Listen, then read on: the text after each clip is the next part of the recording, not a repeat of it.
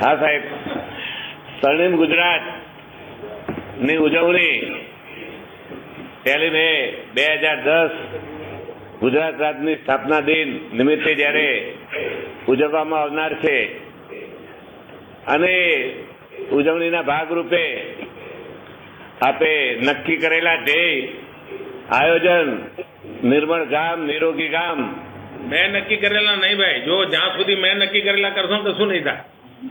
ગુજરાતની જનતાએ નક્કી કરેલા, આપ સૌએ નક્કી કરેલા તો જ આ શક્ય બનશે. બાકી મુખ્યમંત્રી વિચારેથી કઈ પરિણામ ના આવે ભાઈ.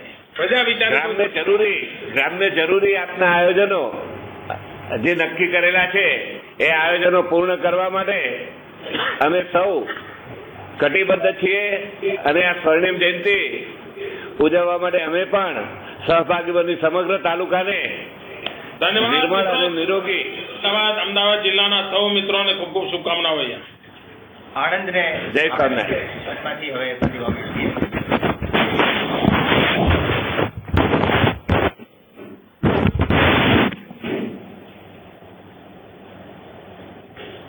બોલો જી. સર નમસ્કાર, નૂતન વર્ષની આપને શુભકામના. અને આપના આ પ્રવચનનો એ જે સાર છે જે હું સમજ્યો છું આપને કહીશ. એક સંસ્કૃતમાં ખૂબ સરસ સુભાષિત છે, નતુ અહમ કામય રાજ્યમ ન સ્વર્ગમ ન પુનર્ભવમ કામયો દુઃખ તપ્તાનામ પ્રાણીનામ આર્ત નાશનમ. એટલે પ્રાણી માત્રના દુઃખને દૂર કરવા માટેની આપની જે સંકલ્પ યાત્રા છે એ સંદર્ભે જિલ્લાના વહીવટીતંત્ર તરીકે અમે જે કાર્યો કર્યા છે તે આપ તેનાથી પરિચિત છો જ, પણ સંકલ્પની દ્રષ્ટિએ અમારો મુખ્ય કાર્યક્રમ આરોગ્યને લગતો છે, જેમાં વિકલાંગો અને આંખના રોગોથી પીડાતા કોઈ પણ વ્યક્તિને અમે એ રોગમાંથી મુક્ત કરવા માંગીએ છીએ. આ અત્યારે અમારી સમક્ષ અમારા ધારાસભ્યશ્રી જિલ્લા તરીકે એકાદ કાર્યક્રમ લીધો છે તો બરાબર છે, પરંતુ બધા જ કામો બધા જ ગામોમાં એક જબરજસ્ત મોટું વાતાવરણ બનવું છે. સર, કોઈ ગામ કોઈ નાગરિક એવો ના હોય કે જે સ્થિતિ બદલવા માટે મેદાનમાં ન ઉતર્યો હોય. તમારો એકાદ પ્રોગ્રામ હોય અને તમે 100% એચીવ કરવા માટે બહુ સારી વાત છે. કુલ મિલાકર કે આજનો પ્રસંગ સમગ્રતા વાતાવરણને બદલવા માટેનો છે અને એથી યાત્રા આપણે આગળ વધારવી છે. એ રીતે પકડવામાં આવે ચાલુ કરશો. હાજી, મારી સાથે ધારાસભ્ય જ્યોત્સનાબેન પણ છે, તો એ પણ આપને. જ્યોત્સનાબેન, કોઈ ઉદબોધનની જરૂર નહીં, સીધી તમારા ફોનમાં આપશ્રીને નવા વર્ષના નૂતન વર્ષાભિનંદન. સાથે સાથે વર્ષાભિનંદન. આપને આપનું સ્વાસ્થ્ય વધારે સારું અને આપના ગુજરાતમાં બહાર આવો ભાઈ. મને આ બધી ચીજો સાથે હું બહુ જોડાતો નથી. આ તો હવે એમ આટલા બધી જિંદગીમાં પહેલી વાર કોઈ મહેમાન આવી ગયા ના, પણ ફરી ના આવે એવી અમારી પોતાની ઈશ્વરને પ્રાર્થના. સાથે સર વાત કરું તો આપે જે હમણાં વાત કરી કે મારું ગામ જે વૃક્ષમાં ફેરમાં સૌથી આગળ હોય, મારા વિસ્તારમાં એક મોગરી ગામ છે, એણે આ સંકલ્પ લીધેલો છે અને એમાં સૌથી વધારે વૃક્ષો ઉછેરવાનું કામ ત્યાંના સરપંચશ્રીએ પણ કરેલું છે. સરપંચશ્રીને મારા વતી અભિનંદન આપજો. Yes sir. બીજું જે હમણાં વાત કરી તો નિરોગી બાળ વર્ષમાં અમારા જિલ્લામાં જે 2058 બાળકો કુપોષણથી પીડિત હતા, આજે 488 બાળકો છે. અમારું પોતાનો એક સંકલ્પ છે કે અમે જયારે સ્વર્ણિમ કેવી રીતે કર્યું? આ 2000 માંથી 1600 બાળકો કુપોષણમાંથી બહાર કેવી રીતે આવે? શું કર્યું? રાહુલ. નમસ્કાર સર, હું રાહુલ ગુપ્તા, જિલ્લા વિકાસ અધિકારી આણંદ બોલું છું. સાહેબ, એક મોટા પાયે સુખડી વિતરણ, પછી કેળ વિતરણ અને દૂધ વિતરણનું જે કાર્યક્રમ હાથ ધરવામાં આવ્યા, જુદી જુદી દૂધ મંડળીઓને સાંકળીને આમ બહુ મોટા પાયે હાથ ધરવામાં આવેલા. પ્લસ એમાં ગ્રામ પંચાયતના તમામ સભ્યો અને ગ્રામજનો ઇન જનરલનો ખૂબ મોટા પાયે એમનું પણ રોલ રહેલું. અને આ એક ઝુંબેશ રૂપમાં મિશન મોડ ઉપર આ કામ હાથ ધરવાથી અને સરકારી તંત્રના તમામ વિભાગોના કર્મચારીઓના સહયોગથી અને ઇન જનરલ લોકોના સહયોગથી આ ખૂબ સારો કાર્યક્રમ રહ્યો. આંગણવાડીની બહેનો, આંગણવાડી, પ્રાથમિક શાળા, આપણી બાલભોગ યોજના, મમતા દિવસ આ બધાનું ઇન્ટિગ્રેટેડ એનું રેગ્યુલર મોનિટરિંગ થાય છે?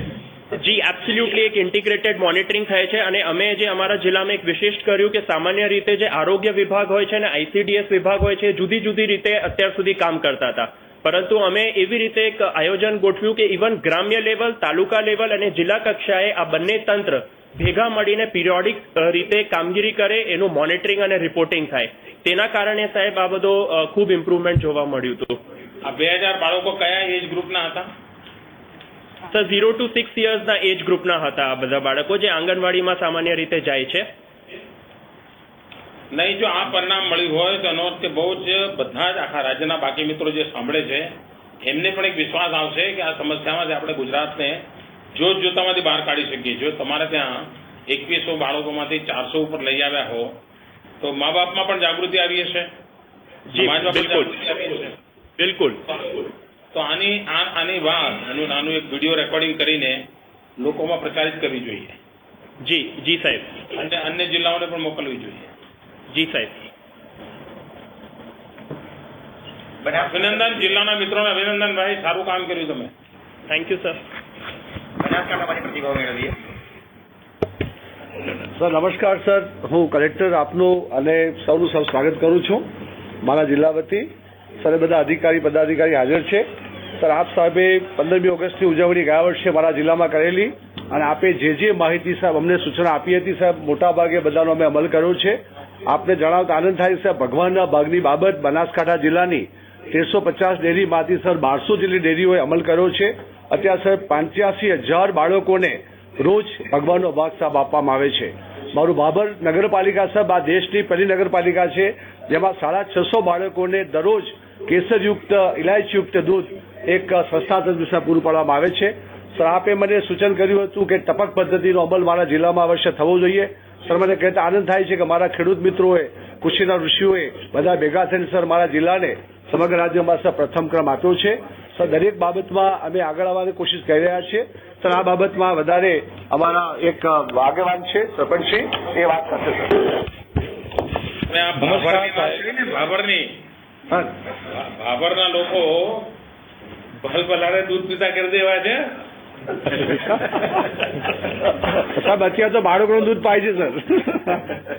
હું જયારે સાર્વજનિક જીવનની મારી શરૂઆત હતી, મારા કામ માટે અવારનવાર ભાભર જવાનું થતું, ત્યાં એક મંદિરમાં રહેવાનું થતું, પરંતુ મને દૂધ પીવાની આદત બહુ ઓછી. પણ ભાભરના મારા એક કાર્યકર્તા હતા, હવે તો એ છે નહીં, ગુજરી ગયા, પણ એમના પરિવારનો ભારે આગ્રહ રહે, નહીં તમારે તો દૂધ પીવું જ જોઈએ, સવારે પણ પીવું પડે, રાત્રે બી પીવું પડે. આગળ સર એક તમારું મારું સહિયાર અરમાન સાહેબ છે, બધા 5 કરોડ લોકો વતી. તો એક જ મિનિટ લઉં છું. એક જ અરમાન છે મને, મારું ગુજરાત સમૃદ્ધ બને, માનવ વિકાસ સૂચકાંક આગળ આવે, છેવાડાના માનવીનું જીવન સુખી થાય, કર્મયોગીની સાધના ફળે, મારું ગુજરાત સમૃદ્ધ બને. એક દીકરી શિક્ષણ વિના એકે ન રહેતી, ધરતી જળ વિના ક્યાં ન રહેતી, બસ જીવનના મૂલ્યો વધે, મારું ગુજરાત સમૃદ્ધ બને. ભાવે ભલે ને સંકટ હવે માર્ગે, વિકાસના ડગલા માંડ્યા છે બસ આગે, સર્વે સુખીનો સંદેશ વહે, મારું ગુજરાત સમૃદ્ધ બને.